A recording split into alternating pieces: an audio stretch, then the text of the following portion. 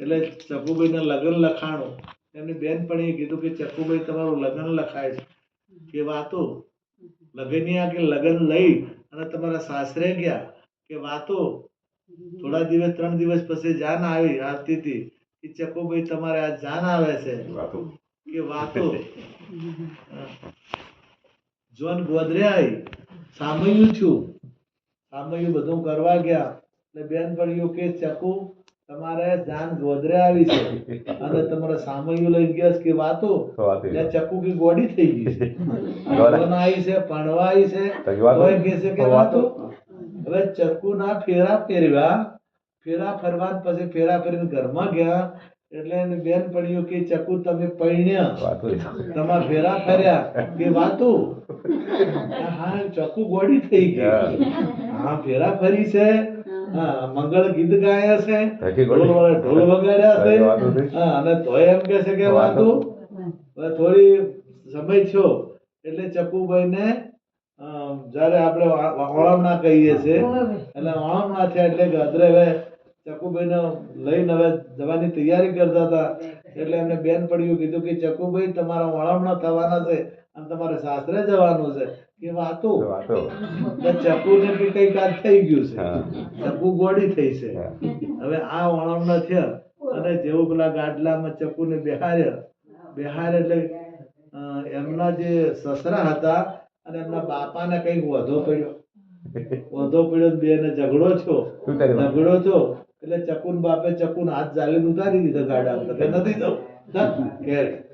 એટલે પેલી જાન પાછી જઈ ચકુ ઘેર લાવી એટલે પછી એની બેનપણીએ ચકુએ કીધું કે હું નથી કહેતી વાતો, મને ખબર નથી કે આવું થાય. એટલે વાતો જ હતી ને, કારણ કે જે લગ્ન કરીને જો જવાનું હોતું એ જઈ ના. એમ આપણે ભગવાનની બધી વાતો કરીએ છીએ પણ ભગવાનને મેળવતા નથી. વાતોમાં જીવન ખોયું. આ બધું વાતોમાં જીવન ખોયું. રામ કયો ગયા હતા એ વાતો કરીએ, રામે લંકાની લડાઈ કરી એ વાતો કરીએ, લડાઈ કરી સીતાને પાછળ લાવે એ વાતો કરીએ પણ રામના દર્શન નથી કરતા. કૃષ્ણએ શું કર્યું કે ફલાણા રાક્ષસને માર્યો, ફલાણા રાક્ષસને માર્યો.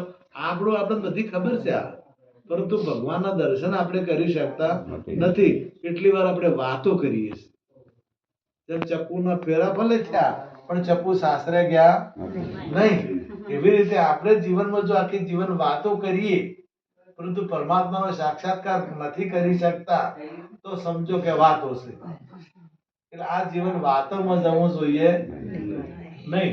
આ જીવન મોઘું મળ્યું છે. હું વારંવાર કહું છું. વારંવાર કેમ કહું છું કે આ વાત જલ્દી સમજાતી હતી.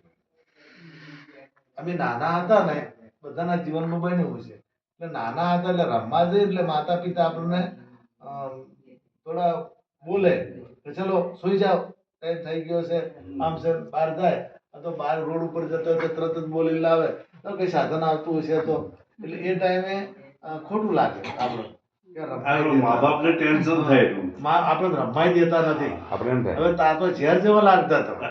તારે મા-બાપ હારા લાગતા બોલે એટલે ના લાગે. પણ હવે આપણે બાળકો એવડા થયા તારા વાત સમજણે, તારે સમજણે ને. તમારા દરેક જીવનમાં તમે નાના હશો ને તારે એવું લાગતું હશે પણ તમારા બાળકો મોટા થયા એટલે હવે ખબર પડી કે આપણા મા-બાપ જે કહેતા હતા એ સાચું.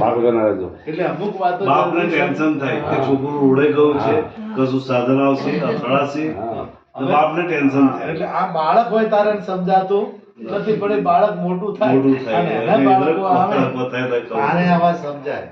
એ કહેવાનો મતલબ કે આ વાતો જલ્દી સમજે. જિંદગીથી અમે કહીએ છીએ તો બધાને આ વાત સમજાતી કે ભાઈ ગુરુની જરૂર છે, ગુરુની જરૂર છે, સદગુરુની જરૂર છે. છતાં આ વાત વારંવાર કહેવા હોય તો એકની વાત નથી કરતો, આખા ભારતના લોકોની વાત કરું છું, તમામ હિન્દુ લોકોની વાત કરું છું કે ભગવાન કૃષ્ણ કઈ ગયા તો એ માનવા તૈયાર નથી. ભગવાને કૃષ્ણએ કીધું કે તમારે તત્વજ્ઞાની ગુરુની જરૂર છે. રામે કીધું